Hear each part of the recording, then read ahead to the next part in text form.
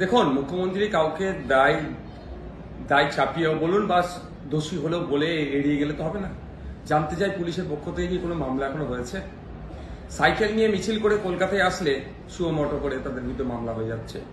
আমার চাকরি চুরি হয়েছে, আমি প্রতিবাদ করতে কলকাতায় আসলে আমাকে স্টেশন থেকে তুলে নেওয়া হচ্ছে। আমি কিছু জোরে একটু আমি অকাপ কেড়ে নিচ্ছে আমার, আমি একটা অবস্থান বিক্ষোভ করতে যাচ্ছি, সেখানে আমাকে তুলে জেলের মধ্যে রেখে দিচ্ছে। উকিলরা লড়াই করে 24 ঘন্টার পরে ছাড়ানোর চেষ্টা হচ্ছে। তাহলে এত বড় দুর্ঘটনা ঘটে গেল, এখনো পর্যন্ত পুলিশ মন্ত্রীর পক্ষ থেকে কি পুলিশে আইনি ব্যবস্থা আছে সেটা মুখ্যমন্ত্রী জানাক। আর কে কার দায় ঠেলাঠেলি করছে? তো গোয়েঙ্কা বাবু ভাবছে যেন ব্যানার্জি বাবুদের দায় ঠেলাঠেলি হচ্ছে। এদের দায় ঠেলাঠেলিতে আমরা সাধারণ নাগরিকরা মরবো। কলকাতায় আমার অফিস, কলকাতায় আমি বড় হয়েছি, আমি এখানে আলিয়া বিশ্ববিদ্যালয় থেকে মাস্টার্স করছি এখান থেকে। কলকাতার থেকে আমি ভলিবল ফেডারেশনে আমি আমার ভলিবল খেলাধুলা এখানে আমার কলকাতার মানুষ গত 2 দিন ধরে যেভাবে সমস্যার সম্মুখীন হতে চলেছে, এটা থেকে তো পরিত্রাণ পেতে হবে। শুধুমাত্র দায় ধারাটালি করলে হবে না। তো আমি দেখতে পেলাম কি বেশ কিছু জায়গায় গ্যাপ আছে, যে ইলেকট্রিক শক লেগে যারা মারা গিয়েছে, এই দায়ভার তো নিতে হবে সরকারকে, প্রশাসনকে, এড়িয়ে যেতে পারে না। এবার কাদের দায়িত্ব আছে, তারা দায়িত্ব কাজ পালন করতে পারছে না, তাদের বিরুদ্ধে ব্যবস্থা গ্রহণ করুন। সেটাও দেখি কিছু হচ্ছে না, শুধু দায় ঠেলাঠেলি হচ্ছে আর মিডিয়াতে চর্চা হচ্ছে। সেজন্য আমি আমার মানবিকতার খাতিরের জায়গা থেকে এসে আমি আজকে পিআইএল করেছি যে এইগুলোর নাগরিককে পরিষেবা দেওয়া দরকার। আজকে জনজীবন বিপর্যস্ত হয়ে যাচ্ছে। আপনারা অনেকে ভিডিও দেখিয়েছেন, অনেক ছবি দেখিয়েছেন, কিভাবে মানুষ বাসে উঠে যাচ্ছে, ওই বৃষ্টির মধ্যে অফিসে যেতে হচ্ছে, না গেলে তার মাইনে কাটবে। ম্যাক্সিমাম বেসরকারি সেক্টরে হচ্ছে। তো এই যে সমস্যা হচ্ছে, নাগরিক জীবনাতে বিপর্যস্ত হয়ে উঠছে। তো নাগরিক সুরক্ষা বলে কিছুই নাই কলকাতা শহরে। সেই জন্য আসছে আজ কোর্টের দ্বারস্থ হয়েছি। আশা করছি বিচারপতি ডাইরেকশন দেবে আগামী দিনে কলকাতা শহর সুস্থ থাকবে, কলকাতা শহর সচল থাকবে। মেয়র সাহেব অনেক গল্প শোনান, কাজের কাজ কিছু হয় না। মেয়র সাহেবের কাজ হবে, মেয়র সাহেব যদি দায়িত্ব দেয় আমাদেরকে বলুক, আমরা নিয়ে যাচ্ছি। যেগুলো যে কলকাতা শহরের এই নিকাশি ব্যবস্থাকে ধ্বংস করেছে, যেখানে সেগুলো বুলডোজার চালাবে, জিজ্ঞাসা করুন তো।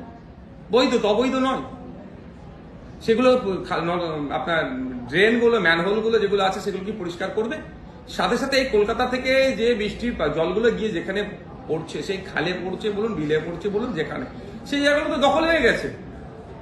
ইস্ট ক্যালকাটা ওয়েটল্যান্ড ম্যানেজমেন্ট অথরিটির আন্ডারে যে জায়গাগুলো আছে, যে ওয়েটল্যান্ড গুলো আছে, সেগুলো আজকে আছে জীবিত। কলকাতার ফুসফুস বলা হয় ওয়েটল্যান্ডকে। আমাদের ভাঙড় বিধানসভায় একটা হেভি অংশ জুড়ে আছে, ক্যানিং পূর্ব বিধানসভার একটা হেভি অংশ জুড়ে আছে। সে জায়গাগুলো কোথায়? শাসক দলের ছত্রছায়া থেকে বাড়ি বানিয়েছে, প্রমোটিং করছে, ফলে এগুলো জায়গাগুলো কভারেজ হয়ে যাচ্ছে। ওয়েটল্যান্ডের একটা অন্যতম গুরুত্ব হচ্ছে যে দ্রুততার সাথে জলটাকে পানিটাকে শোধন করে নিতে পারে। সে ওয়েটল্যান্ড কি ধ্বংস করে দিচ্ছে। এখন মেয়র সাহেব টিভির সামনে বসে জ্ঞান দিচ্ছে। ওপেন চ্যালেঞ্জ আসুক তো, তর্ক বিতর্কে ডাকুক তো আমাদেরকে। সিভিল সোসাইটি আসবে, আমি সিভিল সোসাইটির পক্ষ থেকে বলছি, আমি কোনো রাজনৈতিক দলের পক্ষ থেকে বলছি না। আসুক সামনে, আমাদের কথা বলবো আমরা, সিভিল সোসাইটির মানুষ, কলকাতার মানুষজন কথা বলবে, উত্তর দিতে পারবেন মেয়র সাহেব। যেখানে প্রশ্ন হচ্ছে, যেগুলো বলছে ওখানে প্রশ্ন করার জায়গা নাই। আপনারাই খুব বেশি মিডিয়া ছাড়া কোনো থার্ড কেউ কোশ্চেন করতে পারছে না। ওয়েটল্যান্ড গুলোকে ধ্বংস করে দিয়েছে। ওয়েটল্যান্ড যদি আজকে ঠিক থাকতো, কলকাতার যে জলাভূমিগুলো ছিল সেগুলো ঠিক কোথায়? 2011 থেকে 2025 কত পুকুরকে এরা, ডোবাকে এরা কলকাতা শহরেরকে ধ্বংস করে দিয়েছে। সেগুলো বুঝিয়ে এই প্রমোটারদেরকে দিয়ে অবৈধভাবে সেগুলোকে নির্মাণ করেছে। এগুলো জানেন না মেয়র সাহেব? এখন মানুষের কাছে ভালো শাস্তি চাইছে। 10টা মানুষের প্রাণ চলে গেল। শুধু মানুষ প্রাণ নয়, আরে কুমারটুলিতে অবস্থা দেখুন, যেখানে আজকে এই সময় তারা কোথায় যাবে? রাজ্য সরকারকে দায়িত্ব নিতে হবে, মিউনিসিপ্যাল কর্পোরেশনকে দায়িত্ব নিতে হবে, তার ক্ষতিপূরণের ব্যবস্থা করতে হবে। বই পড়াতে যান, সেখানে বইগুলোর কি অবস্থা হচ্ছে।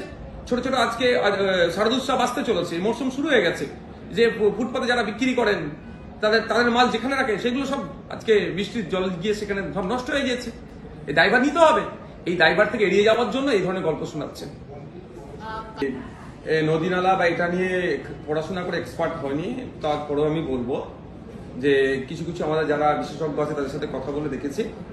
যদি ডিবিসি অপরিকল্পিতভাবে মনে হয় ব্যারেজ থেকে বা ব্যারেজ থেকে যদি বৃষ্টির জল বলুন বা ওই বিভিন্ন রাজ্যের পানি এসে ছেড়ে দিয়েছে, যদি এই ধরনের কোনো অভিযোগ আসে, তার বিরুদ্ধে ব্যবস্থা গ্রহণ করছেন না কেন? একটা সময় শুনেছিলাম ম্যানমেড, তো ম্যানমেডকে ধ্বংস করতে হবে। তো সবসময় বললে হবে যে ওরা জল ছেড়ে দিচ্ছে, ওরা পানি ছেড়ে দিচ্ছে, আর আমাদের এখানে ডুবে যাচ্ছে। এটা কতদিন চলবে? এই অসহায়দের মতো কথা কেন?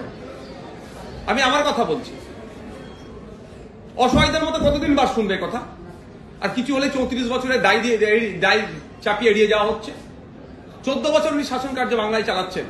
14 বছরে কি পরিবর্তন করেছে সেটাও জানতে চাইছি। যদি বারবার ডিবিসি এই পঞ্চায়েত থেকে যদি এই ধরনের এসে আমাদের এখানে প্লাবিত হয়, আমাদের এখানে ক্ষতিগ্রস্ত হয়, আমরা এর বিরুদ্ধে কি ব্যবস্থা গ্রহণ করেছে?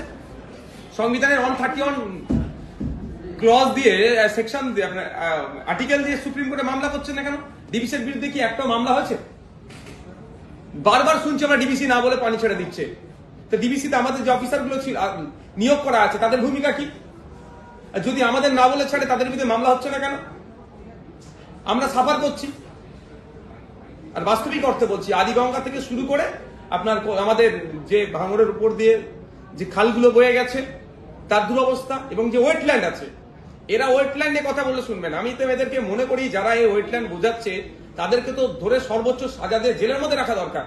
কলকাতার ফুসফুস বলা হয় ওয়েটল্যান্ডকে। সে ওয়েটল্যান্ড এই শওকত মোল্লা সাহেবদের নেতৃত্বে ভাঙড়ের একটা অংশ এবং ক্যানিং এর একটা অংশকে এরা বুঝিয়ে রাস্তার সময় বাড়ি বানাচ্ছে। এই নিয়ে কলকাতা হাইকোর্টে মামলা হয়েছে। আর আমি আপনাদের বলে যাই, আমিও আগামী দিনে মামলা করতে আসছি কলকাতা হাইকোর্টে। আমি আসবো, আমি ভাঙড়ের তখন আসবো ভাঙড়ের বিধায়ক হিসাবে মামলা করতে। আজকে আমি এসেছি আমি একজন নাগরিক হিসাবে। কলকাতা থেকে আমি বড় হয়েছি, কলকাতায় আমার এখানে আমার স্পোর্টস এর গ্রাউন্ড, এখানে আমি খেলাধুলা করেছি, এখানে আমি পড়াশোনা করেছি। কলকাতার মানুষের দুর্দশার কথা ভেবে আমি একজন মানুষ হিসাবে মামলা করতে আজকে এসেছি। আর আগামী দিনে আমি আসবো মামলা করতে, এখানেই আসবো একজন ভাঙড়ের বিধায়ক হিসাবে। আমাদের বিধানসভায় ওয়েটল্যান্ড গুলোকে এটা ধ্বংস করে দিচ্ছে, বুঝিয়ে সর্বনাশ করছে। 34 বছরের গল্প শুনিয়ে সবসময় এড়িয়ে যাওয়ার চেষ্টা হচ্ছে। এই 34 বছরের গল্প শুনিয়েছে, কিন্তু 14 বছর ধরে শিক্ষা, স্বাস্থ্য, গণপরিবহনের মতো গুরুত্বপূর্ণ বিষয়গুলোকে পুরো ধ্বংস করে দিয়েছে। আজকে সরকারি বাস কোথায়? গতকালকে তো বিশেষ করে বেশি বাস নামানো দরকার ছিল, তার পরিবর্তে বাস দেখা পাচ্ছিল না। ফলে আমরা দেখেছি, আপনারাই অনেকে দেখিয়েছেন ভিডিও, তার মাধ্যমে আমরা জানতে পেরেছি যে আপনার বাসে অত্যাধিক ভিড়। একটি বাস দাঁড়িয়ে আছে, তার পাশ দিয়ে যেতে যাচ্ছিল, বাসের দরজার কাছে ঝুলছিল, প্রাণহানির সংখ্যা ছিল। ভাগ্যক্রমে প্রাণে বেঁচেছে। সরকারের এই ব্যর্থতাগুলোকে নিয়ে চর্চা হচ্ছে না। যখন এই কথা হচ্ছে সেই 34 বছরের গল্প শোনাচ্ছে। এগুলো বন্ধ করা দরকার, এইগুলো থেকে নিস্তার পাওয়া দরকার। কিন্তু কে? এটা সরকার চলছে না, এটা সার্কাস চলছে। খেলা মেলা করে হাজার হাজার কোটি টাকা ধুলিস্যাৎ করছে। কিন্তু সরকারি বাস যদি বেশি বেশি করে নামায়, রাজস্ব আসবে, মানুষের সুবিধা হবে, সেটা এটা করছে না। আর একটা কথা, শুধু প্রাকৃতিক দুর্যোগ আমি বিশ্বাস করবো না এই কথায়। প্রাকৃতিক দুর্যোগের সাথে সাথে সরকারের দুর্যোগ করেছে, সরকারের ব্যর্থতা আছে। আমি একজন বাংলার নাগরিক হিসাবে আমার স্বাধীনচেতা আছে, আমার স্বাধীন চিন্তা ভাবনা থেকে দাঁড়িয়ে বলছি, যেমন প্রাকৃতিক দুর্যোগ হয়েছে, বৃষ্টি হয়েছে, তার সাথে সাথে সরকারের ব্যর্থতার জন্য গতকাল বা পরশুদিন রাত থেকে গতকাল পর্যন্ত, আজকে পর্যন্ত যে সমস্যার সম্মুখীন হতে হচ্ছে নাগরিককে, এর দায় সরকার এড়িয়ে যেতে পারে না।